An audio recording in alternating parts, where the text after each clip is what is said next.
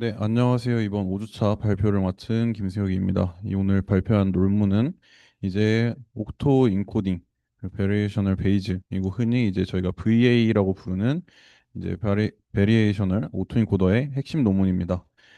이번 발표에서는 VA가 왜 등장했는지, 그리고 오토 인코더와 어떤 차이가 있는지, 그리고 엘보와 리파라미터리제이션 트릭이 왜 중요한지를 중심으로 설명드리겠습니다.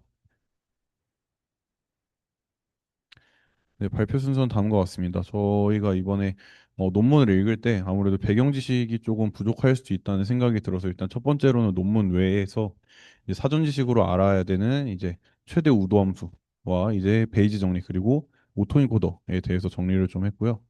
그 다음으로는 이제 오토인코더랑 이제 바리에이션 오토인코더의 차이를 통해서 VA의 목적을 소개하고 이제 논문의 핵심인 문제 설정, 엘보 그리고 리파라미터리제이션 트릭을 설명을 하겠습니다. 마지막으로는 이제 SGVB와 AVB 알고리즘과 실험 결과를 보고 마지막으로 결론을 정리하겠습니다. 첫 번째로 이제 배경 지식입니다. 여기서 최대 우도법, Maximum Likelihood Estimation이라는 게 나오는데 줄여서 MLE라고 얘기를 합니다. MLE라는 것은 이제 주어진 데이터가 관측될 가능도가 이제 가장 높아지는 확률 분포의 파라미터를 찾는 방법입니다. 예를 들어서 어떤 데이터들이 주어졌을 때 이 데이터들이 어떤 정규 분포에서 나왔다고 가정하면 이제 평균과 분산을 어떻게 잡아야 이 데이터가 가장 그럴듯하게 나올지를 찾는 것입니다.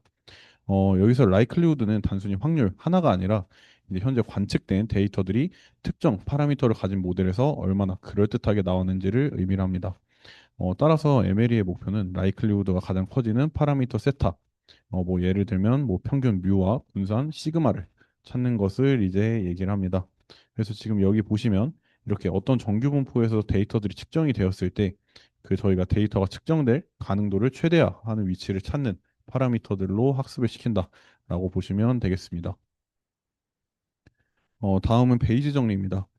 베이지 정리를 간단하게 설명을 드리면 이제 어떤 관측된 데이터가 주어졌을 때 우리가 관심 있는 변수나 파라미터에 대한 확률을 업데이트하는 공식입니다.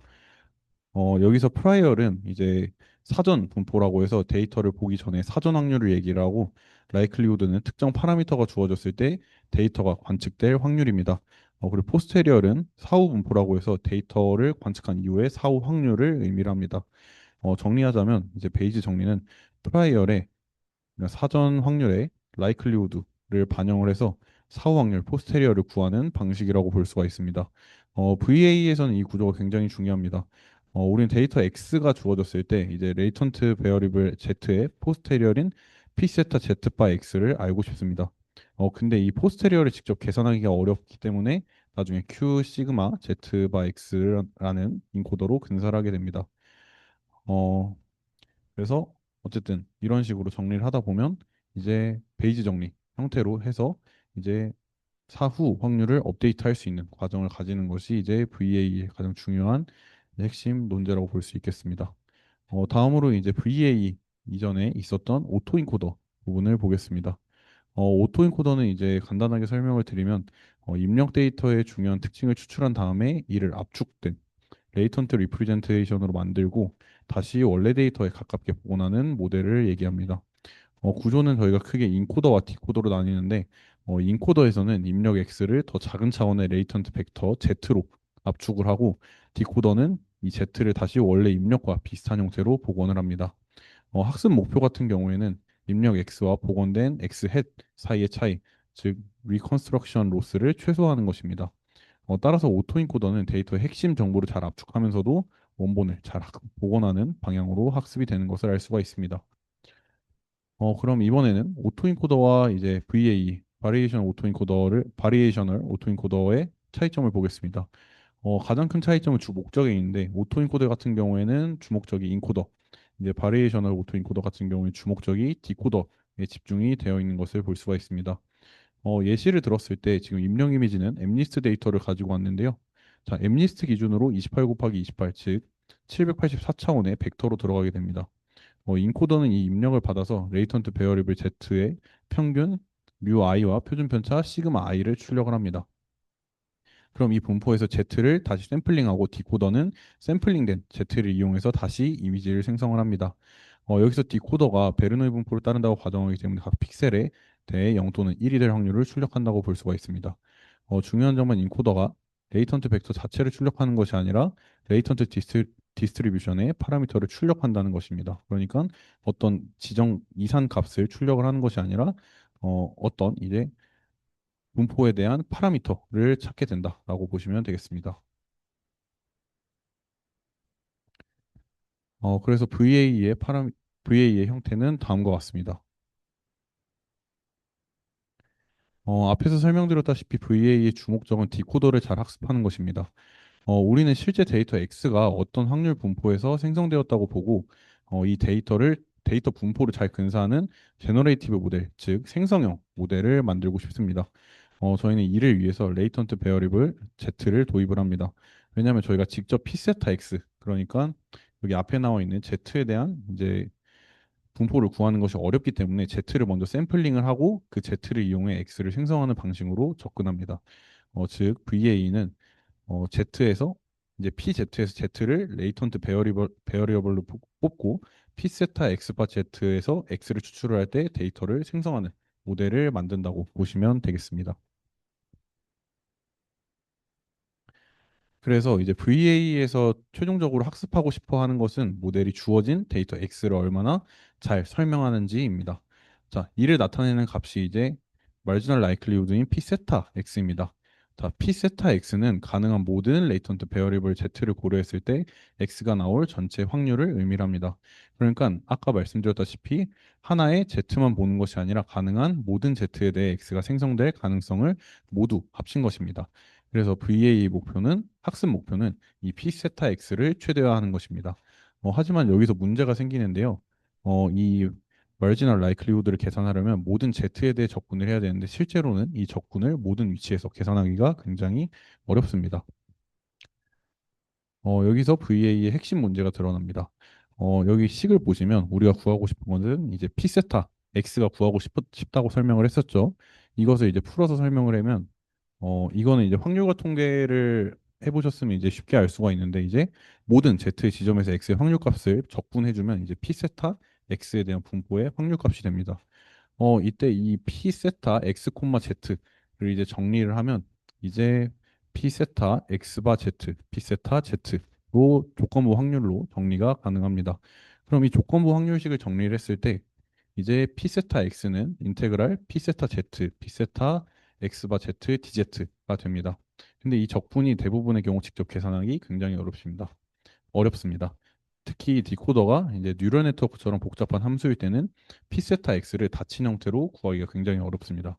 왜냐하면 열려 있는 상태로 되어 있기 때문에 이제 닫힌 그러니까 어떤 지점에서 적분 값을 구하는 것이 굉장히 어려워집니다. 자, 또 하나의 문제는 이제 포스테리얼이 되는데요. 이제 베이지 정리에 따르면 아이고 잠시만요. 베이지 정리에 따르면 이제 분모에 있는 피세타 x 자체를 계산하기 어렵기 때문에 포스테리얼 피세타 zx도 직접 구할 수가 없습니다. 정리를 하자면 이제 라이클리후드와 포스테리얼 그 두 가지를 모두 계산하기가 어렵습니다. 그러니까 저희가 최종적으로 피세타 x를 업데이트를 시키려면 이제 라이클리후드와 포스테리얼로 이제 프라이어를 업데이트를 시켜야 되는데 실제로는 그 두 가지 모두 구하지 못한다는 직접 계산할 수 없다는 이제 한계점이 존재합니다.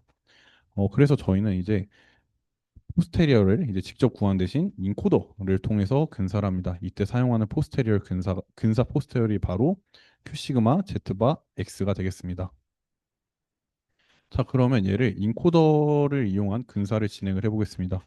VA에서는 진짜 포스테리어를 직접 계산하기 어렵기 때문에 이것을 이제 앞에서 설명했다시피 Q 시그마 Z 바 X로 근사를 합니다. 여기서 Q 시그마 Z 바 X는 이제 인코더 부분의 이제 확률 분포를 의미를 합니다. 그러니까 입력 X가 들어왔을 때 레이턴트 베어리블 Z가 어떤 분포를 따를지 추정하는 네트워크를 얘기합니다. 그래서 주의할 점은 이제 Q 시그마 Z 바 X가 P 세타 X 바 Z를 근사하는 것이 아니라 정확하게는 P 세타 Z 바 X 그러니까 트루 포스테리얼 실제 사후 분포를 근사한다는 것입니다. 그래서 이런 식으로 지금 보시면 이제 KL 다이버전스 문제 분해로 이제 정리를 할 수가 있는데요. 로그 라이클리후드를 변형을 해서 VA의 학습 목표를 한번 확인을 해보겠습니다.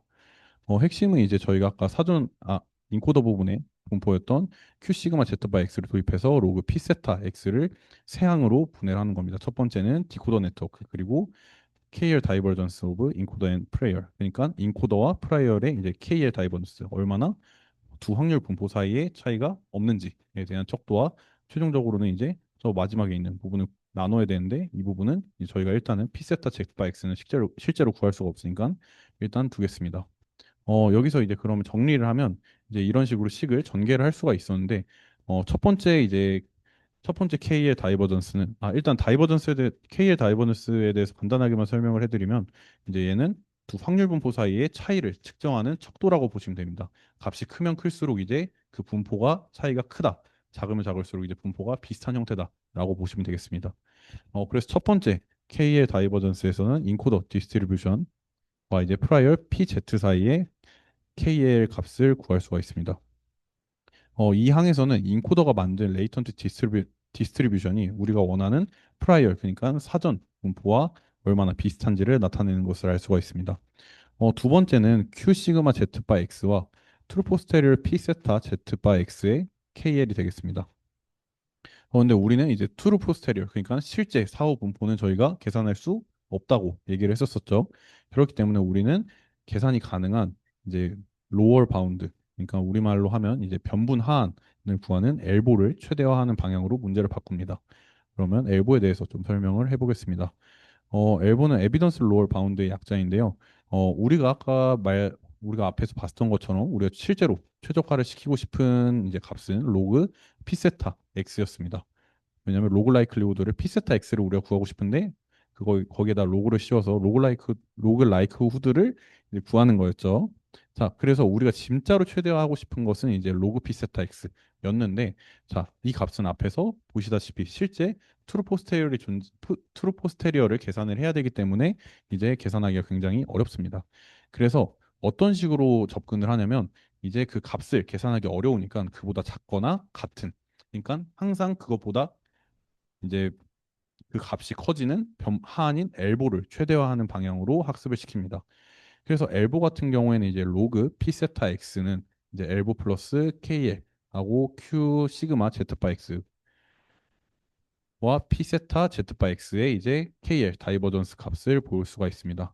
그리고 여기서 한 가지 중요한 점이, 자, k의 다이버전스의 값은 항상 0 이상입니다. 항상 양수 혹은 0의 값을 가지게 되는데, 따라서 이것을 정리를 하면 엘보는 로그 p 세타 x의 로얼 바운드 변분 하한이 됩니다. 그러니까 포스테리어와의 그러니까 사후 분포와 이제 KL 다이버전스를 줄이면 엘보는 로그 라이크드후드에 가까워지고, 결국 엘보를 최대화하는 것이 p 세타 x를 간접적으로 최대화하는 효과를 내게 되는 것입니다. 그러니까 이제 이 KL 다이버전스 값 자체가 0보다는 무조건 큰 상황이 돼야 되고, 그러면 0에 가까워지면 가까워질수록 이제 로그 p 세타 x와 이제 앞에 있는 이제 엘보 항이 이제 비슷해지기 때문에, 따라서 이제 KL 다이버전스를 이제 줄여서 엘보를 로그라이크 후드에 가깝게 만들고, 이제 엘보를 최대화하는 것이 P세타 X를 간접적으로 최대화하는 것이 되게 최대화하는 효과를 내게 되는 것입니다. 자, 그러면 엘보를 이제 학습을 이제 시킬 수 있는 변분 하한을 통해서 학습을 시킬 수 있는 가능성을 찾았으니까, 이제 엘보를 이제 최대화하는 오브젝트로 생각을 하고, 이제 얘를 어떤 식으로 최적화를 시킬지에 대해서 한번 확인을 해보겠습니다. 저희가 근데 이제 딥러닝 학습에서는 이제 보통 로스를 최소화하는 방식으로 표현을 했었죠. 그래서 이제 엘보는 항상 양수가 되는데 마이너스를 붙여서 이제 로스, 그러니까 커지면 커질수록 이제 페널티가 생기는 형식으로 바꿔줍니다. 그래서 여기서 로스를 이제 크게 두 항으로 나누는데요. 첫 번째는 리컨스트럭션 에러라고 하는 이제 디코더가 생성한 출력이 원래 입력 x, 그러니까 복원한 입력 복원한 x 햇 값이 원래 입력 x와 얼마나 다른지를 나타내는 에러로 한 가지 정의가 되고, 두 번째는 레귤러라이제이션 에러가 있는데, 이것은 인코더가 만든 이제 레이턴트 디스트리뷰션 q 시그마 z 바 x가 프라이얼 p z와 얼마나 다른지를 나타냅니다. 정리를 하자면 이제 앞에 리컨스트럭션 에러는 이제 얼마나 디코더가 x를 잘 생성해내는지, 그리고 뒤에 있는 regularization error는 이제 실제로 우리가 프라이어가 비슷한 형태의 이제 함수를 근사할 때 얼마나 레이턴트 스페이스가 비슷하게 출력이 되는지, 이 두 가지를 한 번에 이제 학습을 시키게 되는 겁니다. 그래서 그 두 가지를 한번 자세히 좀 뜯어보도록 하겠습니다. 첫 번째로는 이제 regularization 에러를 확인을 해보겠습니다. VA에서는 보통 인코더가 가우시안 분포를 따른다고 가정을 합니다. 그래서 정리를 하자면 이제 Q 시그마 Z 바 X, 그러면 N 뮤 시그마 제곱 I, 그리고 프라이얼은 이제 표준 정규 분포로 둡니다. 그래서 PZ가 N 0, I 이렇게 정리가 되어 있다고 생각을 해봅시다. 그러면 이 두 정규 분포 사이의 K의 다이버전스는 닫힌 형태로 계산을 할 수 있습니다. 그래서 정리를 하자면 결과적으로 이제 레귤러레이션 텀은 이제 2분의 1 시그마 J까지 하고 뮤 J의 제곱 플러스 시그마 J의 제곱 마이너스 로그 시그마 J의 제곱 빼기 1 형태가 되게 됩니다.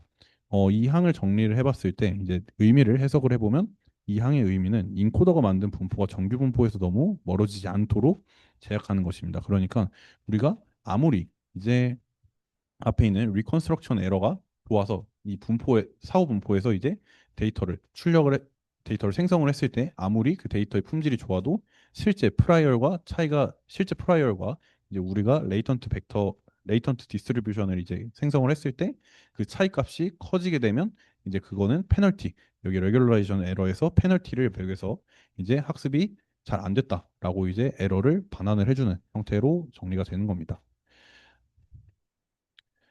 그래서 최종적으로는 이제 엔코더가 만든 분포와 표준 정규 분포에서 너무 멀어지지 않도록 제약을 하는 거였죠. 그래서 얘는 레이턴트 스페이스가 연속적이고 가능한 구조를 가지게 된다고 볼 수가 있겠습니다.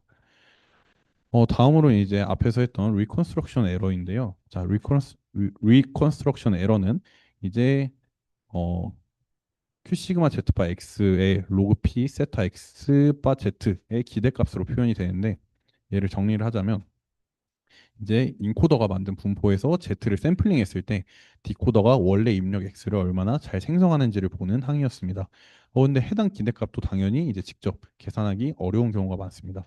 그래서 우리는 어떤 식으로 진행을 하냐면 이제 몬테카를로 테크닉을 사용해서 근사를 합니다. 여기서 몬테카를로 테크닉이라고 하는 것은 Z를 여러 번 샘플링을 한 다음에 각 샘플에 대한 로그 라이클리후드의 평균을 내는 방식입니다. 그럼 논문에서는 이제 미니 배치 크기가 충분히 크면 각 데이터 샘플 수 L은 1만 사용해도 실제로 잘 동작한다. 그러니까 샘플링 횟수가 적어져도 이제 잘 동작한다라고 볼 수가 있겠습니다. 근데 이제 여기서 몬테카를로 테크닉을 사용을 하다 보니까 문제가 생기는데요. 여기서 큐 그럼 몬테카를로 테크닉은 이제 저희가 흔히 말하는 MC 시뮬레이션이라고 얘기를 하니까 이제 해당 분포에서 샘플링 하는 과정을 거치게 됩니다. 그러면 이제 리컨스트럭션 에러를 계산하려면 Q 시그마 Z 바 X에서 Z를 샘플링을 해야 되는데, 저희가 생각해 보면 샘플링 현상은 실질적으로 미분이 불가능합니다. 그러니까 인코더가 출력한 뮤와 시그마를 통해서 Z를 샘플링을 하게 되면 이 샘플링 과정 때문에 역전파를 통해 인코더가 앞쪽으로 그레디언트를 전달하기가 어려워집니다. 이 문제를 해결하기 위해서 이제 논문에서는 이제 파라미터리제이션 트릭을 사용을 했습니다. 그래서 리파라미터라이제이션 트릭은 이제 여기 샘플링 과정에서 이제 나오는 부분인데요. 이제 원래는 이제 샘플링 형식으로 해서 이제 정규 분포에서 정규 분포가 아니죠. 이제 근사된 사전 분포에서 이제 출력을 한 다음에 사전 분포가 아니죠. 사후 분포에서 출력을 해서 이제 이제 Z 값을 확인을 하고 이제 백프로파게이션 진행을 하는 거였는데, 샘플링 과정에서 이제 인코더로 백프로파게이션이 어려웠으니까 그것을 해결한 것이 이제 리파라미터리제이션 트릭이라고 보면 되겠습니다. 얘는 이제 샘플링 과정을 미분 가능한 형태로 바꾸는 방식인데요. 자, 기존에는 저희가 Z를 정규분포 뮤 콤마 시그마 제곱에서 직접 샘플링을 했었는데, 이를 다음과 같은 방식으로 바꿉니다. Z는 뮤 플러스 시그마 하고 엡실론을 이제 곱해줍니다. 그럼 엡실론은 이제 0 정규분포에서 이제 샘플링된 값이라고 볼 수가 있는데, 자, 그럼 우리는 엡실론 값을 최적화를 시킬 필요가 없죠. 왜냐하면 저희는 엡실론 값을 이제 하는 것이 아니라 뮤 플러스 시그마 아니죠. 뮤 콤마 시그마를 이제 최적화를 시키려고 하는 거니까 추가된 엡실론을 최적화시킬 필요가 없습니다. 다만 엡실론 값을 이제 저희가 샘플링해서 값을 더해주다 보니까 실제로는 뮤 콤마 시그마 제곱 그러니까 우리가 아는 이제 실제 Z를 샘플링하는 효과가 나게 되는 겁니다. 그러면 우리가 실제로 어 실제로 우리가 최적화해야 되는 파라미터들은 샘플링하지 않지만 추가 샘플링 변수를 둠으로써 최적화해야 되는 변수들은 실제로 미분이 가능하게 만들어 놓고 이제 똑같이 엡실론 그러니까 이제 리컨스트럭션 에러에서 인코더까지 그레디언트를 전달할 수 있는 방식으로 전환을 시켜주는 겁니다. 그래서 중요한 것은 이제 샘플링 방법을 아예 바꾼 것이 아니라 이제 랜덤한 부분을 시그마로 분리를 해서 이제 변동성을 이제 시그마로 표현을 해서 이제 각각 뮤와 시그마의 아니죠 엡실론으로 분리를 해서 뮤와 시그마의 이제 미분 가능성을 살려놨다라는 것을 볼 수가 있습니다. 자, 이제 거의 다 왔습니다. 디코더의 출력 분포에 따라 리컨스트럭션 에러가 어떤 형태로 되는지를 한번 확인을 해보겠습니다. 첫 번째로는 이제 디코더가 베르누이 분포를 따른다고 가정을 하면 각 픽셀은 0 또는 1이 될 확률을 가집니다. 이때 디코더 네트워크의 출력 Pi, J는 i번째 데이터의 J번째 픽셀이 1일 확률이 되겠습니다. 그럼 얘는 베르누이 로드 라이클리후드의 로그를 전개하면 시그마 j까지 xi, j 로그 pij 플러스 1 마이너스 xi, j 로그 1 마이너스 pij가 됩니다. 얘를 보면 지금 1 마이너스 xij, 1 마이너스 pij니까 얘는 바이너리 크로스 엔트로피와 같은 형태가 됩니다. 그렇기 때문에 엠리스트처럼 이제 픽셀 값을 0과 1 사이로 볼 수 있는 데이터에서는 리컨스트럭션 에러가 크로스 엔트로피 형태로 나타나는 것을 알 수가 있습니다. 그럼 다음으로는 이제 디코더가 가우시안 분포를 따른다고 가정을 하면 이제 리컨스트럭션 에러는 이제 스퀘어드 에러, 그러니까 우리가 알고 있는 이제 SE와 연결이 됩니다. 정리를 하면 이제 P 세타 XI 바 Z가 정규 분포를 따르는 XI 뮤 I 시그마 제곱 I라고 뒀을 때 로그 라이클리후드는 평균 뮤 I와 실제값 XI의 차이를 포함을 하게 됩니다. 특히 분산을 고정하거나 상수항을 무시하게 되면 최종적으로는 우리가 마이너스 시그마 J까지 XIJ 마이너스 뮤 IJ의 제곱에 비례하게 됩니다. 그래서 그레디언트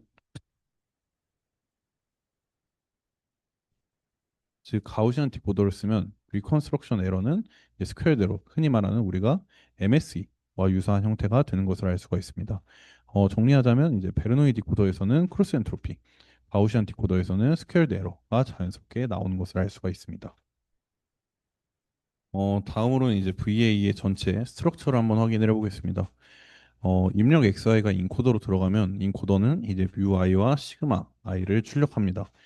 그 다음 시그마 아니죠. 엡실론을 이제 정규 분포에서 샘플링을 해서 Z는 뮤 플러스 시그마의 엡실론을 곱한 값을 통해 레이턴트 베어리어블 Z를 만듭니다. 이 Z가 디코더로 들어가고 디코더는 다시 XI를 복원하거나 생성합니다. 학습 오브젝티브는 이제 두 부분인데요. 첫 번째로는 리컨스트럭션 에러랑 에러 부분인데 이 부분은 입력과 출력이 비슷해지도록 학습을 하고 두 번째는 레귤러라이제이션 에러였는데요. 얘는 인코더가 만든 레이턴트 디스트리뷰션이 프라이얼 PZ와 가까워지도록 학습을 합니다. 결국 VA는 리컨스트럭션과 레귤러라이제이션 사이의 균형을 맞추면서 제너레이티브 모델 생성형 모델을 학습합니다. 다음으로는 이제 SGVB 이스터메이터와 AEV 알고리즘을 제안을 하고 있습니다. 어, SGVB는 이제 복잡한 확률 모델에서 엘보를 이제 스토채스틱 그레디언트 방식으로 최적화할 수 있는 이스터메이터입니다. 핵심은 리파라미터이제이션 트릭을 통해 엘보의 몬테카를로 이스터메이터를 미분 가능하게 만든 것입니다. AVB는 오토인코더 베어레이션을 베이지의 약자입니다. 이는 IID 데이터와 그러니까 독립적인 데이터와 연속형 레이턴트 베어리블이 있는 상황에서 SGVB 이스터메이터를 통해 인코더와 디코더를 함께 학습하는 알고리즘입니다. 기존 MCMC 기반 방법은 각 데이터마다 반복적인 샘플링이 필요해서 비용이 컸습니다. 반면에 AEVB는 인코더를 통해 포스테리어 인퍼런스를 빠르게 수행할 수 있기 때문에 더 효율적인 것을 알 수가 있습니다. 마지막으로 익스퍼리먼트 부분입니다. 실험에서는 AVB와 웨이크 슬립 알고리즘을 비교합니다. 그래프를 보면 엠리스트와 페리페이스 데이터셋에서 레이턴트 디멘션을 다르게 설정했을 때 로어 바운드의 변화를 보여줍니다. 빨간색이 AVB고 초록색은 웨이크 슬립입니다. 대부분의 실험에서 AVB가 더 빠르게 수렴하고 더 좋은 로어 바운드에 도달합니다. 특히 프리페이스 데이터에서는 차이가 더 크게 나타납니다. 이를 통해 AVB가 기존 웨이크 슬립 방식보다 베어리셔널 롤 바운드를 더 효과적으로 최적화할 수 있음을 보여줍니다. 또 하나 흥미로운 점은 레이턴트 디멘션이 커져도 심한 오버피팅이 나타나지 않았다는 것입니다. 이것은 KL 레귤레이션이 이제 레이턴트 스페이스를 제약해주는 효과 때문이라고 볼 수 있겠습니다. 어, 아이고. 정리하겠습니다. 이 논문의 첫 번째 기여는 이제 베리에이셔널 로어 바운드, 그러니까 변분한을 통해서 이제 이것을 리파라미터리제이션해서 미분 가능한 SGBG 이스터메이터를 제안을 했다는 점입니다. 두 번째는 이 SGVB 이스터메이터를 사용을 해서 이제 레코그나이션 모델, 즉 인코더를 효율적으로 최적화했다는 점입니다.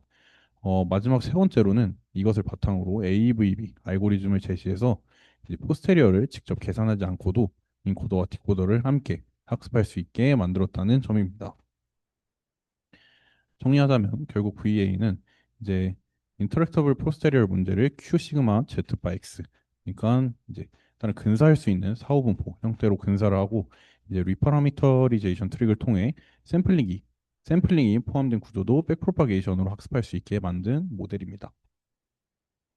어, 레퍼런스고요. 이상 발표를 마치겠습니다. 감사합니다.